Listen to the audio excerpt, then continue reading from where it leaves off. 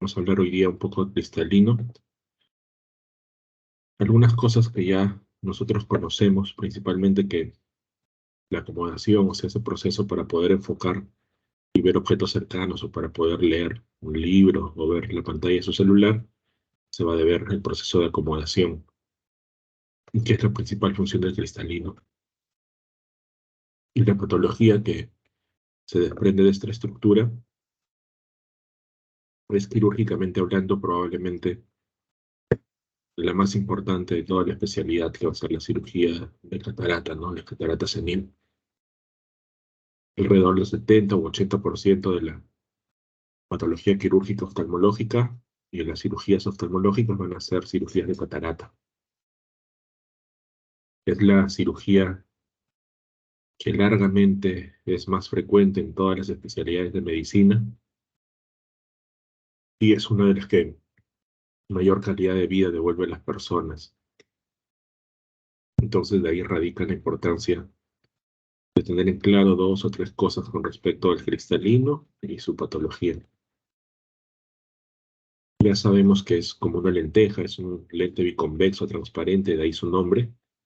Y lo que es importante es que el cristalino no se encuentra flotando dentro del globo ocular, sino se encuentra adherido al cuerpo ciliar a través de un conjunto de microfibrillas que se van a denominar sonda de zinc.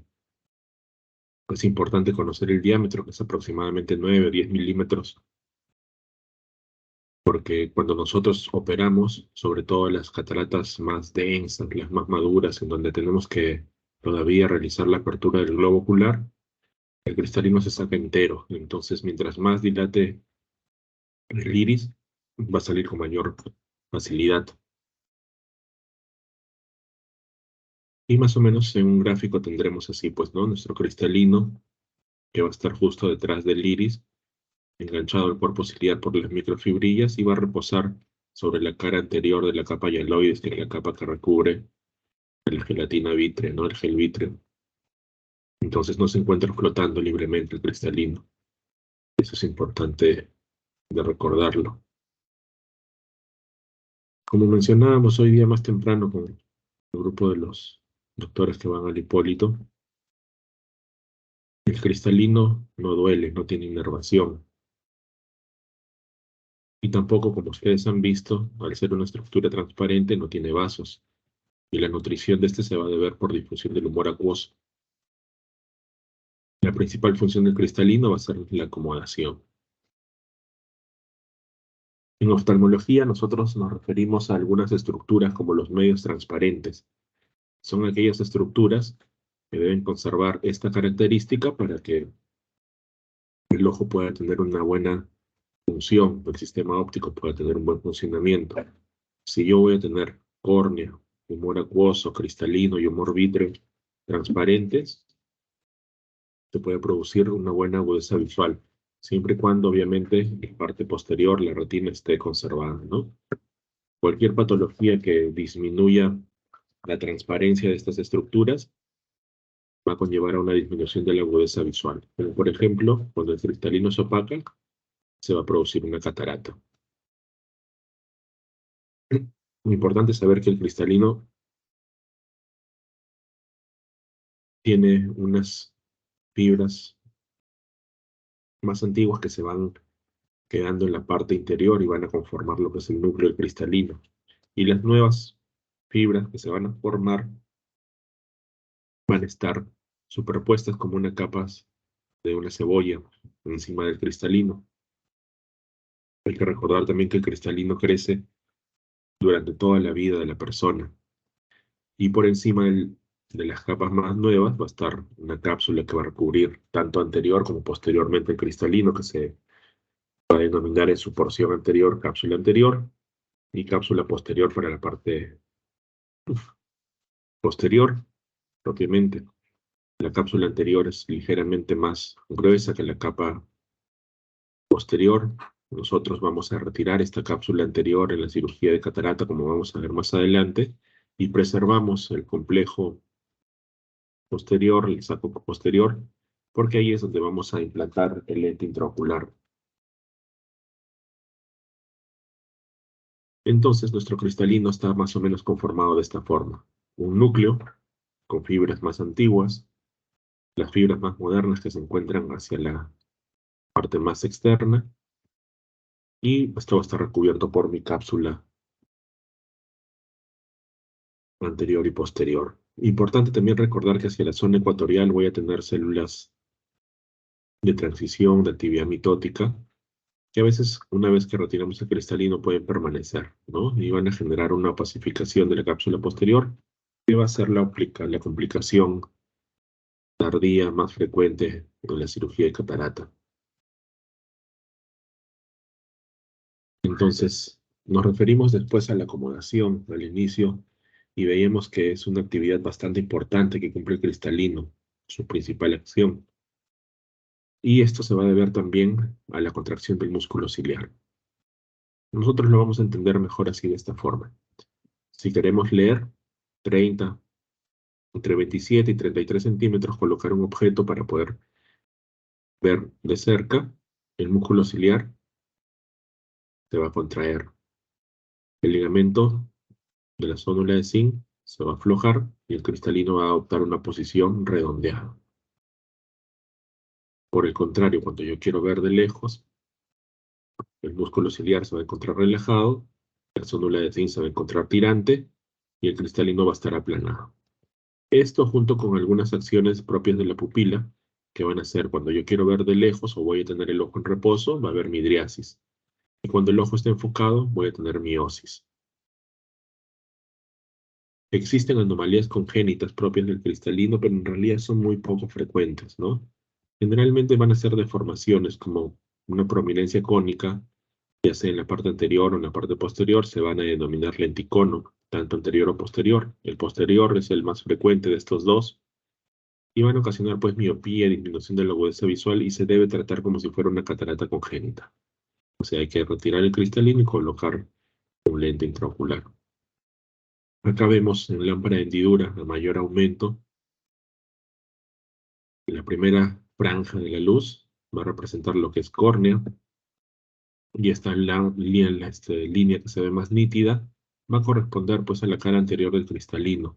Esta deformidad que ustedes pueden ver con esta elevación en forma de cono se va a llamar lenticono. Anterior porque está hacia la parte anterior.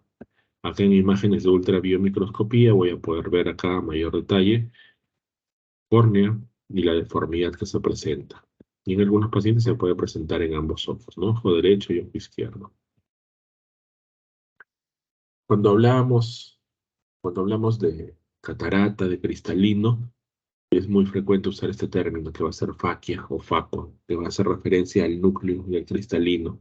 Entonces, microfaquia va a ser un cristalino normalmente pequeño y que puede tener algún problema y se puede luxar hacia la cámara anterior y puede impedir la circulación del humor acuoso, ¿no? Incrementando la presión intraocular probablemente.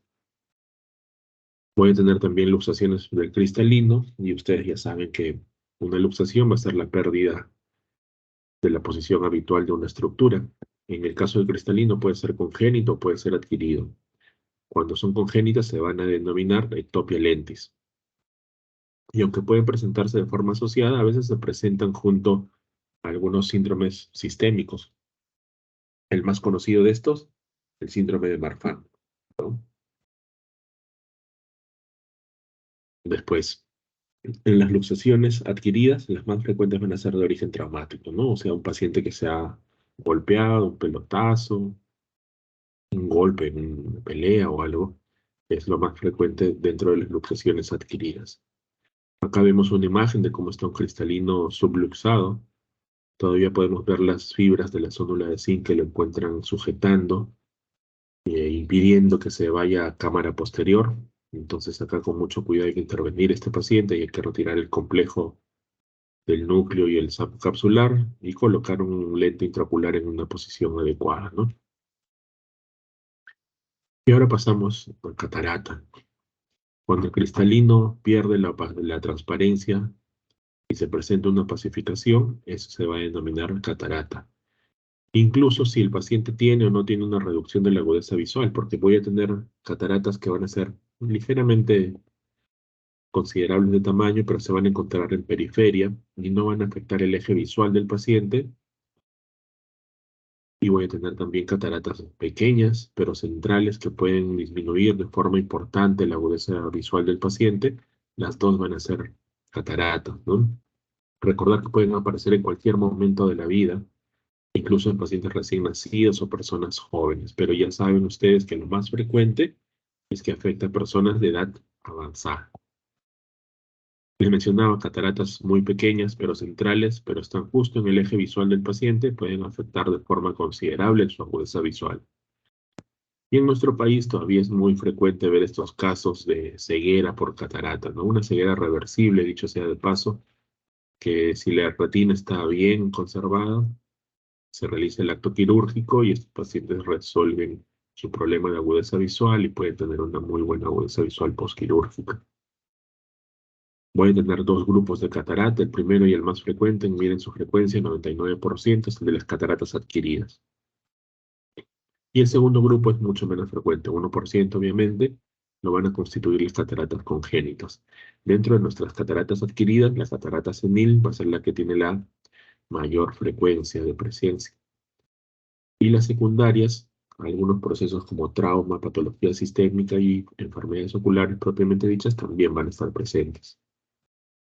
Hablamos de cataratas seniles en aquellas personas que presentan una opacificación del cristalino cuando tienen de 50 a más años de edad.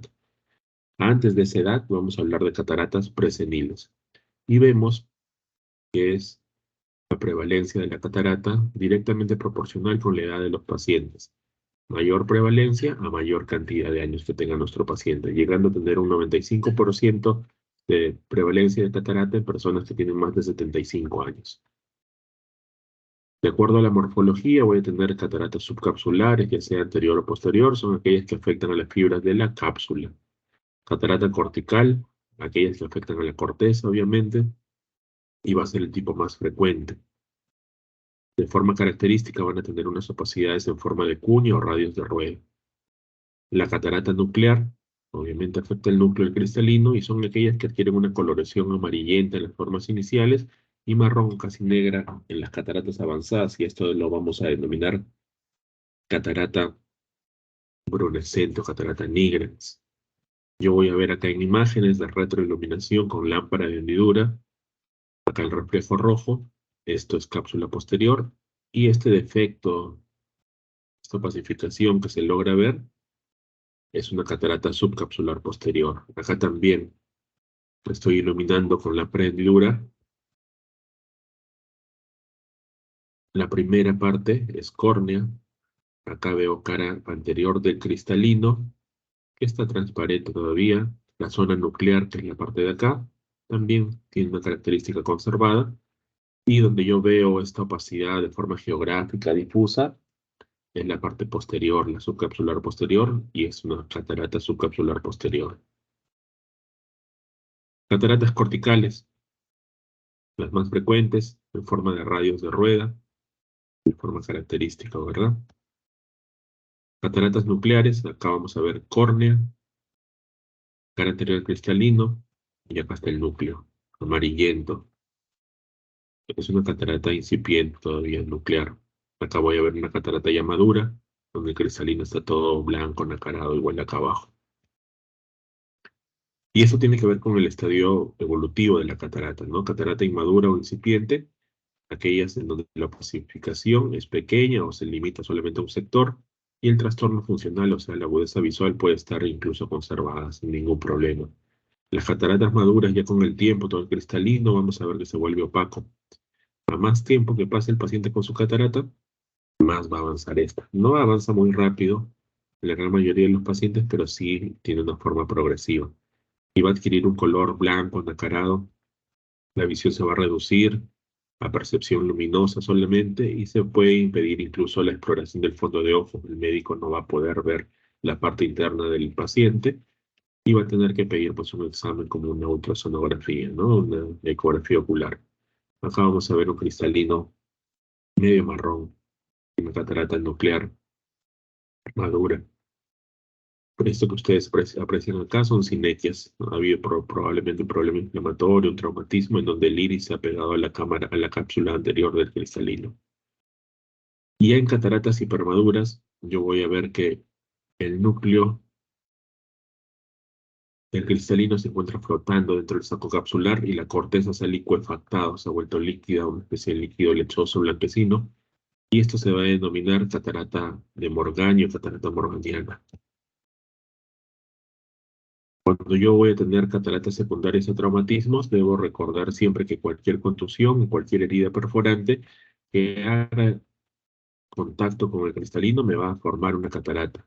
En un trauma, por ejemplo, me va a dar una catarata en forma de roseta, de forma característica, y es justamente donde se ha producido la contusión o el golpe.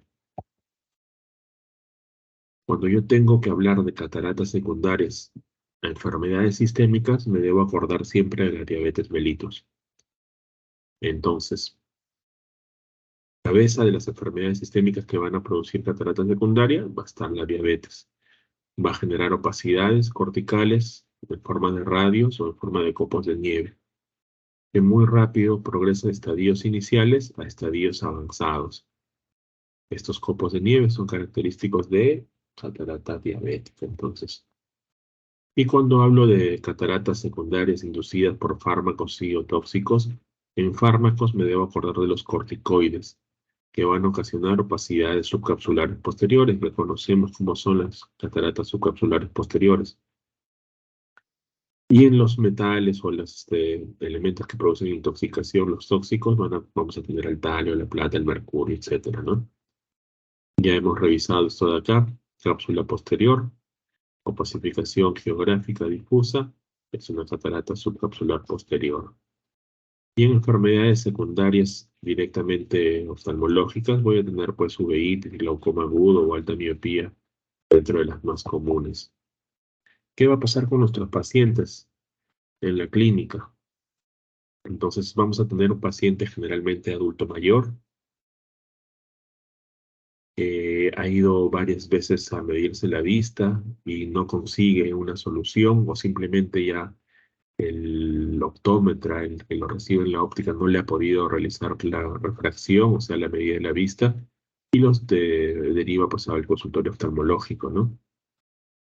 Recordamos que las cataratas siempre son bilaterales, o sea, afectan ambos ojos, aunque no necesariamente son simétricas, pueden afectar primero un lado y después el otro ojo. A medida que va a progresar, la disminución de la agudeza visual es más notoria para el paciente. Y no solamente va a presentar visión borrosa, sino también deslumbramientos. Cuando quieren ver las luces o los faros de los autos que los iluminan, van a sentir un destello. Se puede ver alterada la percepción de los colores, y eso básicamente es lo que yo voy a preguntar dentro de la historia clínica, que es cómo voy a realizar mi diagnóstico con el paciente. Adulto mayor, visión borrosa, deslumbramientos, no consigue una buena agudeza visual con sus lentes. Y ya para esto yo tengo que, pues, tener la sospecha de que estamos frente a una catarata por la edad del paciente, por la sintomatología, la historia de cómo se ha desenvuelto. Y si yo estoy pensando en darle tratamiento quirúrgico, es bueno siempre completar los exámenes, valorar la presión intraocular, hacer un fondo de ojos si es que se puede, si no, pedir una ecografía ocular. Acá vamos a ver los tipos de catarata, un cristalino normal, transparente, una catarata inmadura, madura e hipermadura.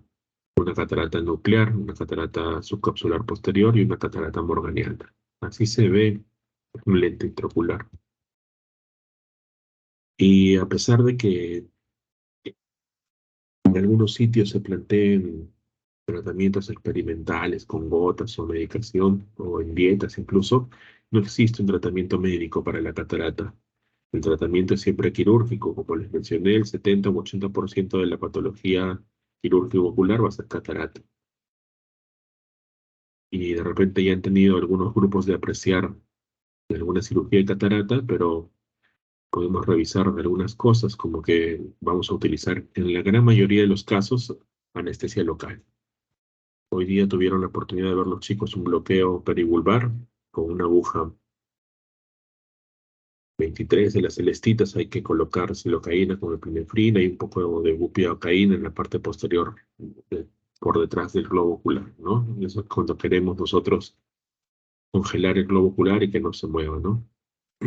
Eventualmente se puede operar solamente con gotas nada más de anestesia y colocar un poquito pues de anestesia en cámara anterior, como vamos a ver ahora en un video.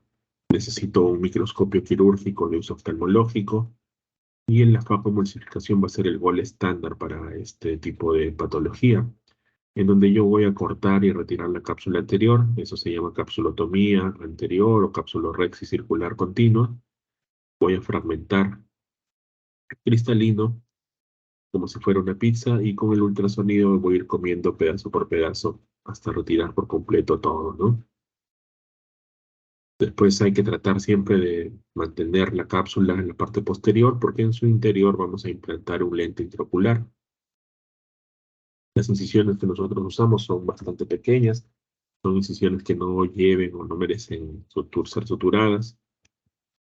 Y más o menos se ve así, pues es un diagrama en donde yo voy a tener una cuchilleta, por ejemplo, de 2,7 milímetros para hacer una entrada principal con esta pinza que se llama Utrata. Voy a retirar la parte anterior de la cápsula. Ya con el ultrasonido tengo acceso directo al ojo, al cristalino, perdón, y voy a fraccionar y aspirar los pedazos de cristalino que están ahí en el saco capsular. Voy a implantar el lente intraocular y es el fin de la cirugía. Esta técnica de acá ya ha retirado el médico la cápsula anterior y ha dividido o fraccionado el cristalino en 4 pedazos y se está comiendo con el ultrasonido cada uno de estos pedazos. Esta técnica se llama divide y conquista. Así se ve una cirugía de catarata en una vida real. Y entonces hablamos dos cosas sobre los lentes intraoculares.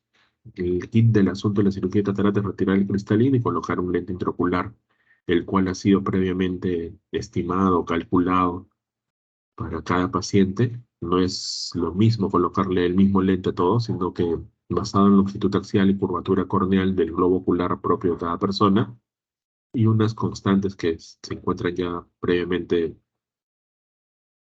en una máquina, voy a poder calcular o estimar el poder del lente intraocular que voy a colocar.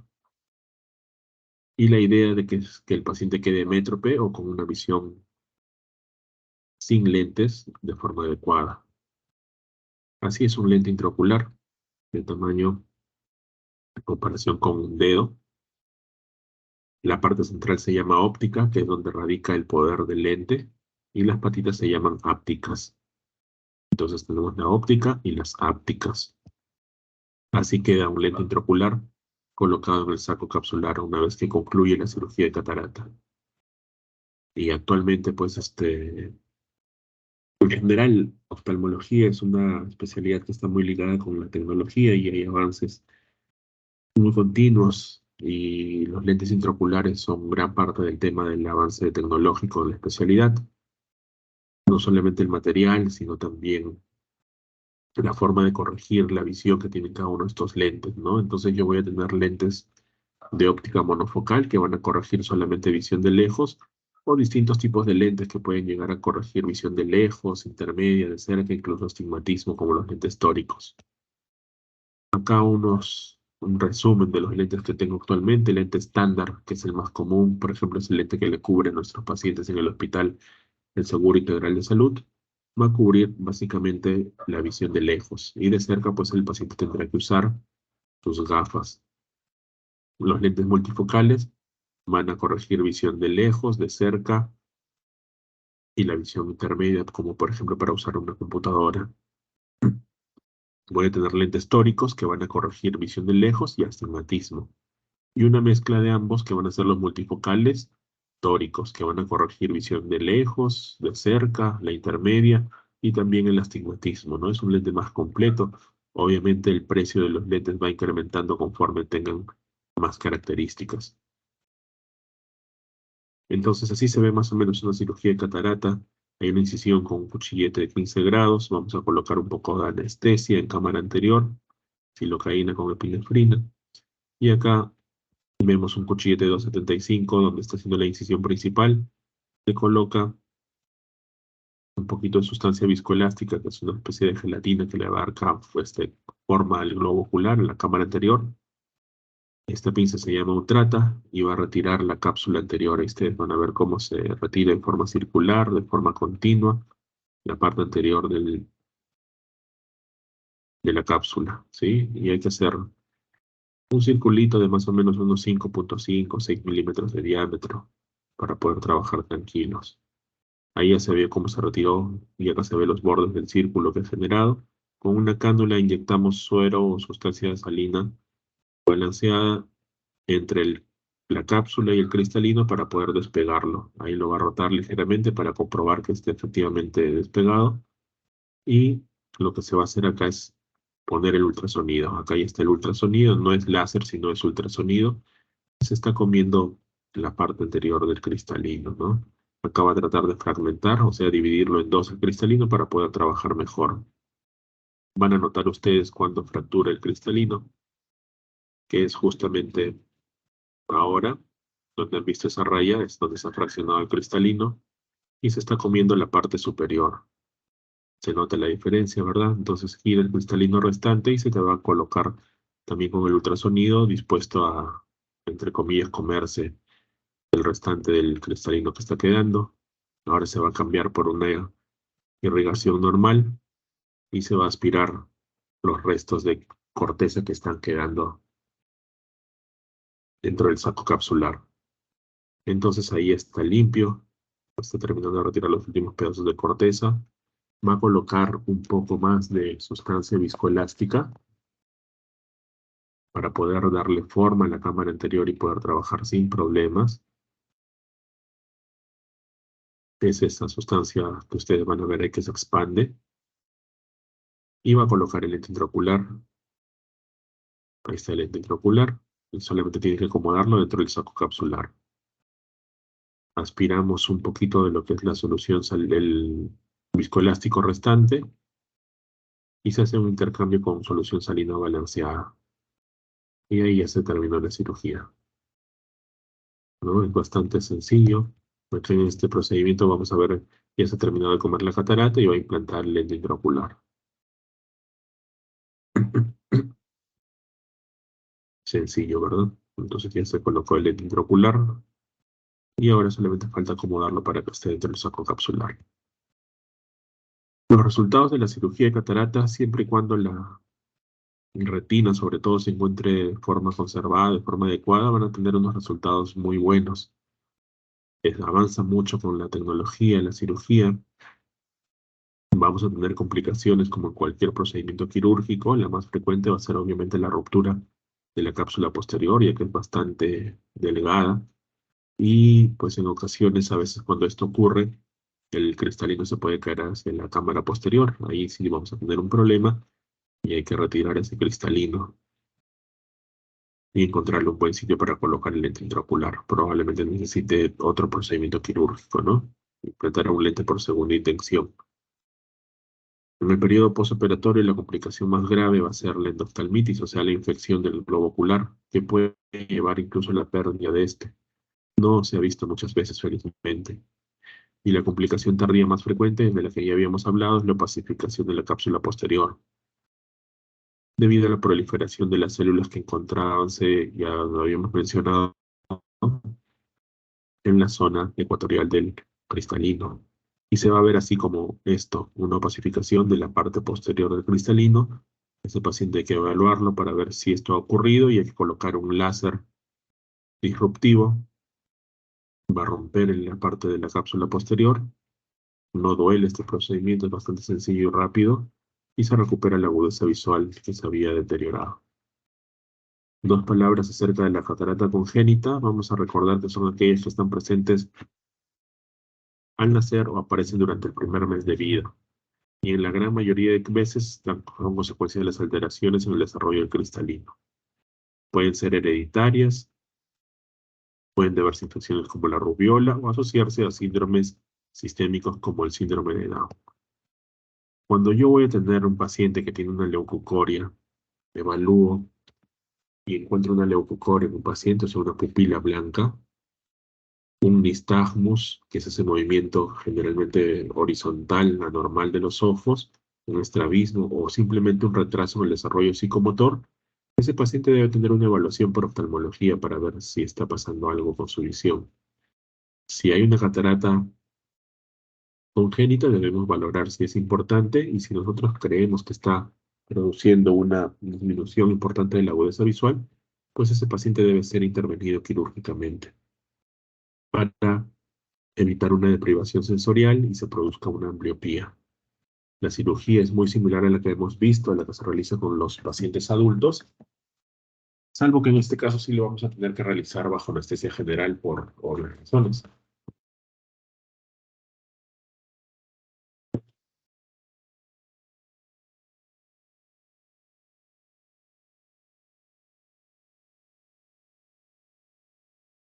Perdón. Y bueno, el uso de los lentes intraoculares va a ser pues ligeramente un tema controversial, ¿no? Porque debemos esperar a que, dependiendo de la edad del paciente, este desarrolle hasta los 2 años de edad, es donde nosotros solemos implantar el lente intraocular. Mientras tanto, el paciente va a corregir su visión con gafas o con lentes de contacto. No sé si habrá alguna pregunta con respecto a esta primera parte.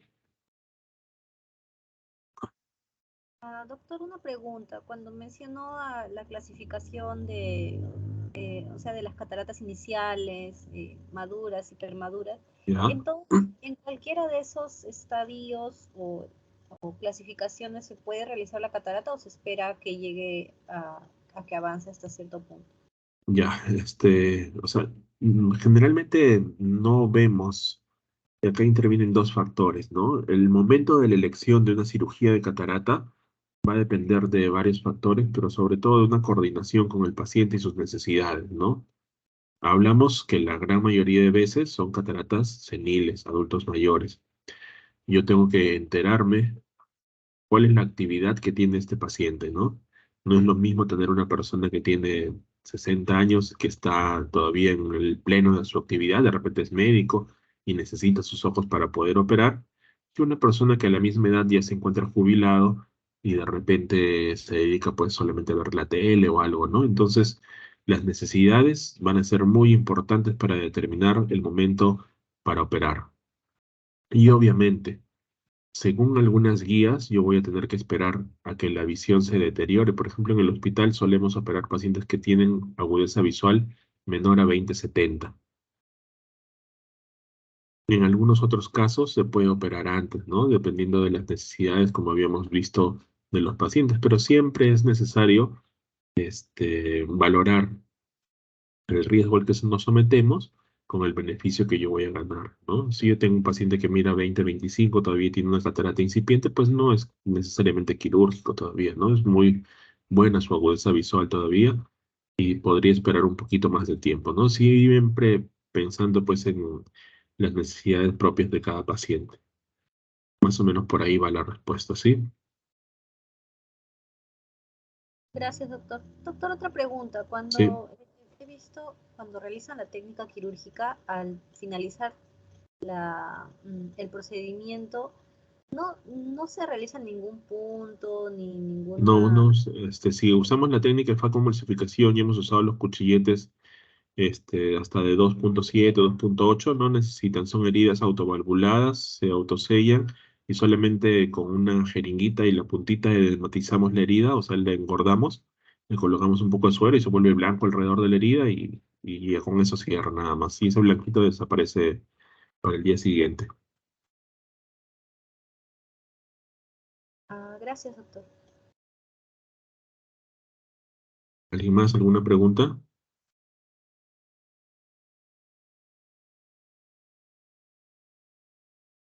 Entonces, unos 10 minutitos y empezamos la segunda parte de la teoría, ¿sí? Gracias. Está bien, doctor, gracias.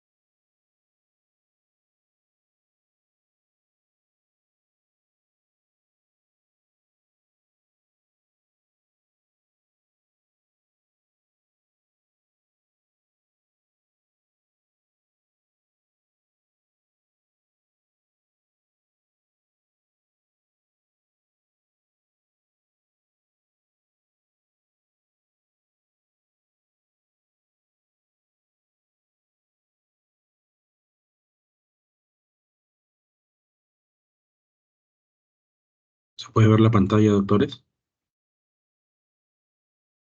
Así se ve, Sí, doctor. Gracias. Entonces, ahora vamos a terminar, vamos a hablar un poco de estrabismo. Ya sabemos que el estrabismo es la desviación o la pérdida del paralelismo ocular de los ojos. Y esto de acá es importante de conocerlo porque no es solamente un problema que está relacionado con agudeza visual y desviación, sino que va más allá y que puede comprometer incluso a veces el futuro de un paciente pediátrico por la producción de la ambliopía, la falta de desarrollo neurológico de la visión. Conlleva también además un trastorno psicológico por el problema estético que acompaña a la patología. Y es importante porque alrededor del 50% de los niños con estrabismo van a presentar cierta pérdida visual por ambliopía. Vamos a comprender la ambliopía como la reducción funcional de la agudeza visual de un ojo causada por la falta del uso durante el desarrollo visual. Entonces, es una de las causas más frecuentes de ambliopía. El estrabismo generalmente produce esto durante la infancia. Hay que recordar también que si nosotros tenemos papás que han padecido de estrabismo o tienen estrabismo, la probabilidad de presentar la patología se va a incrementar en un 20 o 30%. Vamos a dividir a nuestro estrabismo como estrabismo infantil o adquirido y la edad de corte van a ser los 6 meses, ¿no? Entonces, ahora vamos a ver que para cuando nosotros nos referimos al estrabismo vamos a emplear una serie de términos. Vamos a tener, dependiendo si es un estrabismo manifiesto, o sea, una desviación que es notoria, vamos a referirnos a esto como una atropia. Y si es un paciente que tiene una desviación latente, en donde la gran parte del tiempo la posición central es central en los ojos y por momentos desvía, se va a tratar de una foria. Las tropias, o sea, las desviaciones manifiestas, pueden afectar un solo ojo y ser monoculares o afectar ambos ojos y ser alternantes. Si a nosotros nos preguntaran qué cosa es mejor, desviar ambos ojos o desviar un solo ojo, va a ser mejor tener un estrabismo alternante, o sea, en esos en donde se desvían ambos ojos, porque por momentos vamos a ver bien con un ojo y por momentos vamos a ver bien con el otro, y se va a desarrollar con normalidad la agudeza visual en ambos ojos. Cuando yo tengo un estrabismo de un solo ojo, el cerebro va a preferir ver por el ojo que se encuentra derecho, que no se encuentra desviado, y se va a olvidar, entre comillas, del ojito que está presentando una desviación, y se puede producir una ambliopía bastante fuerte en ese ojo que no desarrolla agudeza visual. Acá tengo un ejemplo. Un paciente que tiene un estrabismo alternante, por momentos desvía un ojo y por momentos desvía el ojo contralateral. Un poquito más con la clasificación y la nomenclatura. Vamos a ver si la desviación es hacia adentro o es convergente. Nos vamos a referir con el término de eso. Si es hacia afuera será exo, si es hacia arriba será hiper y si es hacia abajo será hipo. Esto combinado con la atropía, desviación manifiesta o la foria, que es la desviación latente. Y yo voy a tener entonces esotropia, exotropia, hipertropia e hipotropia. Igualito para esoforia, exoforia, hiperforia e hipoforia, ¿no? Que son muy poco comunes en realidad. Entonces, el estrabismo también dentro de su clasificación va a poder ser no paralítico o concomitante, en donde el paciente va a desviar en el mismo grado o a la misma amplitud en todas las posiciones de la mirada. Generalmente se va a deber a causas sensoriales más que a causas motoras. Son los pacientes que con más frecuencia vemos en la consulta. Y el estrabismo paralítico o incomitante es que varían en amplitud o en grado la desalineación de los ojos dependiendo de la dirección de la mirada. Y es un estrabismo menos frecuente y más complejo también de manejar. Regresamos al primer ejemplo que habíamos visto, un estrabismo alternante, y este paciente va a desviar la mirada, como ustedes se pueden ver, casi en la misma dimensión cuando hay el movimiento de la posición primaria de la mirada. En cambio, en este paciente que presenta un paralítico, no es así, es bastante más complejo, como ustedes pueden ver. Posición inicial de la mirada, el ojo izquierdo se encuentra centrado y el ojo derecho se encuentra con una desviación manifiesta bastante importante. Le pedimos a este paciente que mire hacia su mano derecha, el ojo izquierdo cumple una buena función y el ojo derecho ligeramente mueve un poquito hacia afuera, ¿no? Cuando le pedimos que mire sobre su mano izquierda, el ojo izquierdo cumple la función y el ojo derecho casi no presenta movimiento, ¿no? Entonces la desviación es distinta dependiendo de la posición de la mirada. En la gran mayoría de los casos, el estrabismo se va a causar por un error de la refracción, o sea, una necesidad de usar lentes, un desequilibrio muscular o algunas causas raras. Dentro de lo que es estrabismo infantil, vamos a tener los antecedentes familiares, familiar de primero o segundo grado, un trastorno genético como podría ser el síndrome de Down, exposición prenatal a fármacos, donde va a estar incluido el alcohol, prematurez o bajo peso al nacer, defectos oculares congénitos o parálisis cerebral. Cuando yo tengo un estrabismo adquirido, vamos a ver que puede ser agudo o puede instalarse de forma gradual.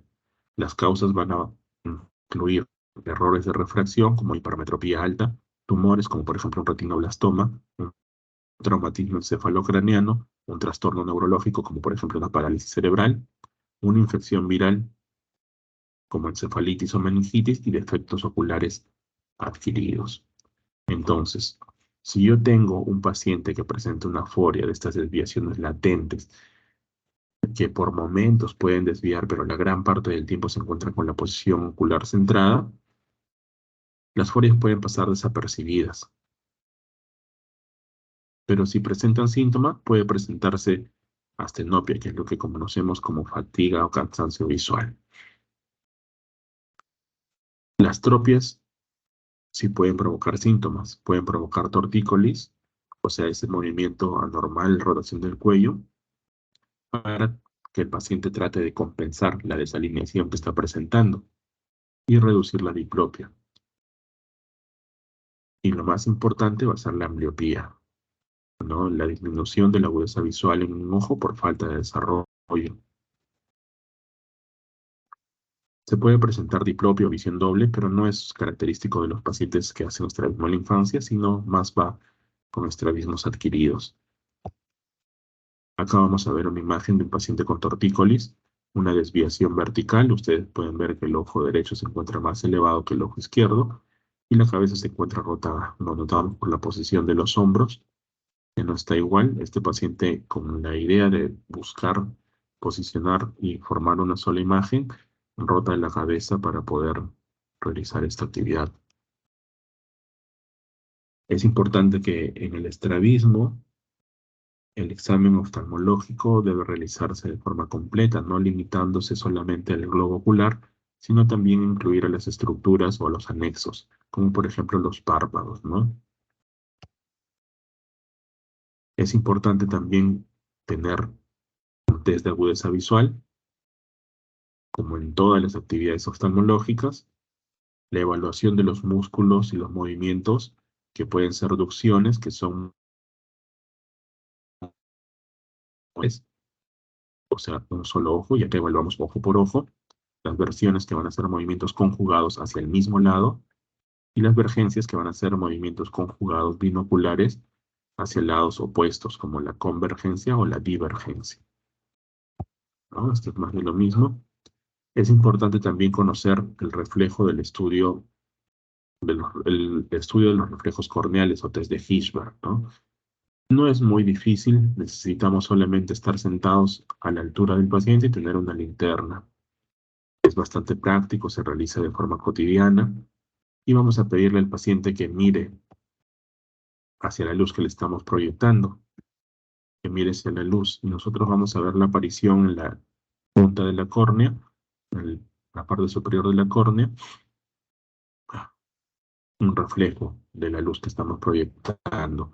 Si el reflejo cae en el centro de ambas pupilas, no va a haber desviación, o sea, 0 grados de desviación. Si el reflejo cae en uno de los ojos, en el borde de la pupila, serán pues 15 grados de desviación aproximadamente. Si cae en la mitad del recorrido entre lo que es borde de pupila y borde del limbo esclerocorneal, serán 30 grados, y si cae sobre el limbo esclerocorneal, serán 45 grados de desviación. Este test nos va a ayudar no solamente para desviaciones horizontales, sino también para desviaciones verticales, ¿sí? A veces es un poco difícil poderlo aplicar a pacientes pediátricos muy pequeños, pero con la repetición se puede lograr. Acá vamos a ver que no hay desviación, el reflejo se encuentra centrado en ambos ojos. Si notamos acá hay una pequeña desviación, aunque el reflejo se encuentra sobre el borde de la pupila, serían unos 15 grados de desviación.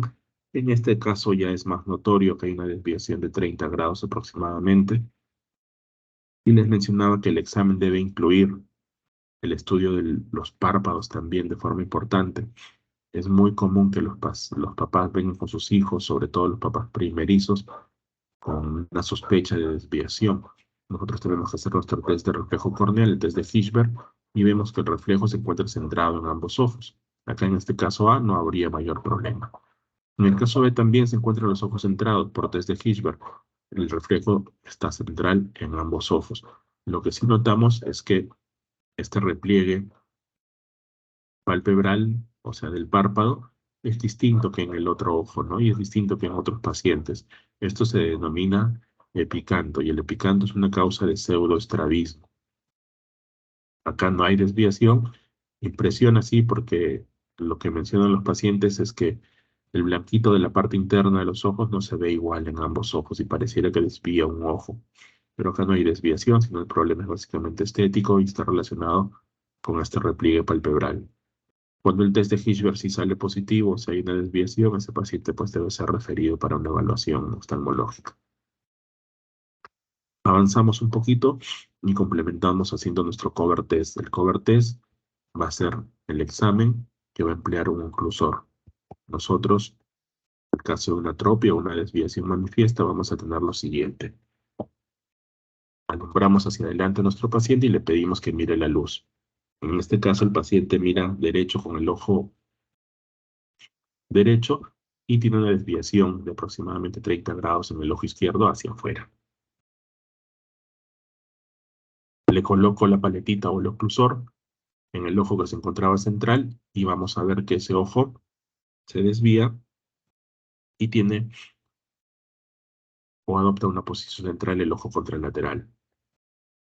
Retiro rápidamente mi oclusor y regreso a la posición inicial. ¿Qué cosa puedo inferir acá? Bueno, que ya tengo una desviación de aproximadamente 30 grados, que tengo un ojo dominante que va a ser el ojo derecho porque es el ojo que para centrado la mayor parte del tiempo, y que es un estrabismo alternante o bilateral, y también que es no paralítico conmutante porque desvía más o menos igual. Si yo ocluyo el ojo que se encuentra inicialmente desviado, no va a pasar nada. En cambio, en una foria, sería más bien a veces un hallazgo encontrar una foria en un paciente, porque el paciente está normal con los ojos centrados la gran parte del tiempo. Incluso a veces no viene a la consulta por desviación, sino por una evaluación común.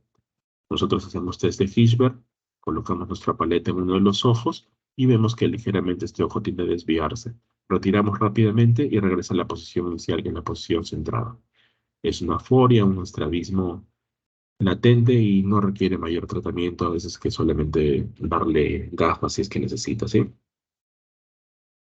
Acá les dejo el completo de la evaluación del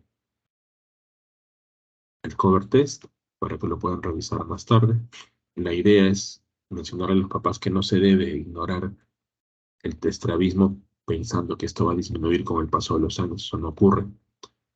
Y puede haber una pérdida permanente de agudeza visual en el estrabismo si no tratamos la ambliopía desde los 4 o 5 años, porque es la edad de desarrollo del sistema visual.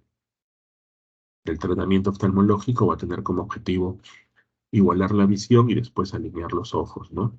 Siempre hay que prevenir o eliminar la ambliopía en el caso de que ya exista y obtener el paralelismo ocular con el menor número de cirugías que se requieran.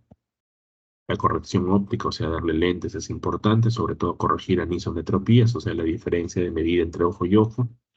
La oclusión alternante con el uso de parches.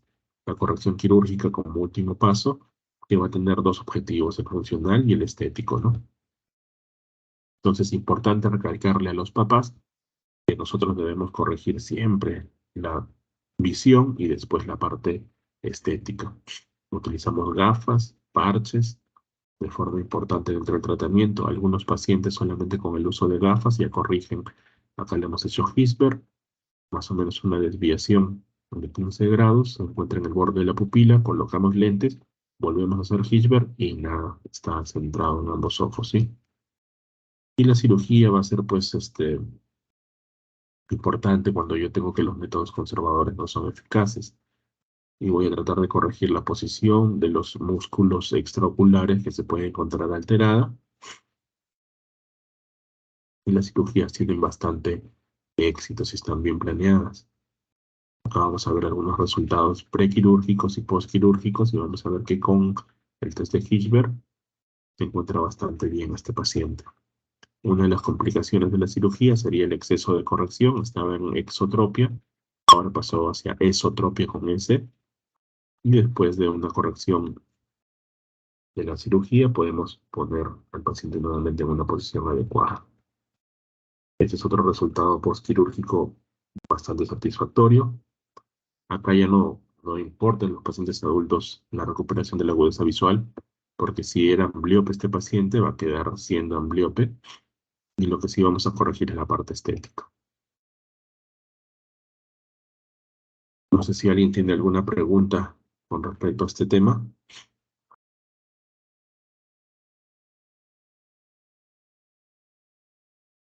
Doctor, ¿es común la cirugía como tratamiento? Lo que nosotros siempre recalcamos, esto va a depender, ¿no? Si yo tengo un paciente que es candidato para que se pueda recuperar primero la visión, no es una desviación muy marcada, y yo veo que puede corregir con las gafas, con los parches, le vamos a dar primero inicialmente ese tratamiento. Pero a veces hay, y son pues poco frecuentes, donde hay desviaciones muy marcadas, mayores de 45 grados, esos pacientes deberían operarse, pues, ¿no? Dentro de una edad adecuada, deberían operarse para prevenir la ambliopía, porque no hay forma de que le dé gafas a un ojo si está muy desviado. Entonces operamos inicialmente lo mejor que se pueda y se corrige y se trata de evitar después la ambliopía, ¿no? Pero la cirugía es bastante común, es una cirugía bastante cotidiana, ¿no? Gracias, doctor.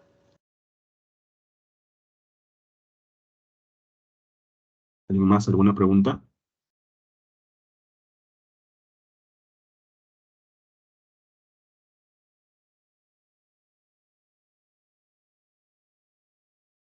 Doctora, si no hay ninguna otra pregunta, hemos terminado las dos clases teóricas que tengo pendientes con ustedes. Les vuelvo a dar la bienvenida a la rotación y espero que puedan aprovechar lo mejor que se puede, ¿sí? Ya nos estamos viendo. Muchas gracias, doctor. Hasta luego.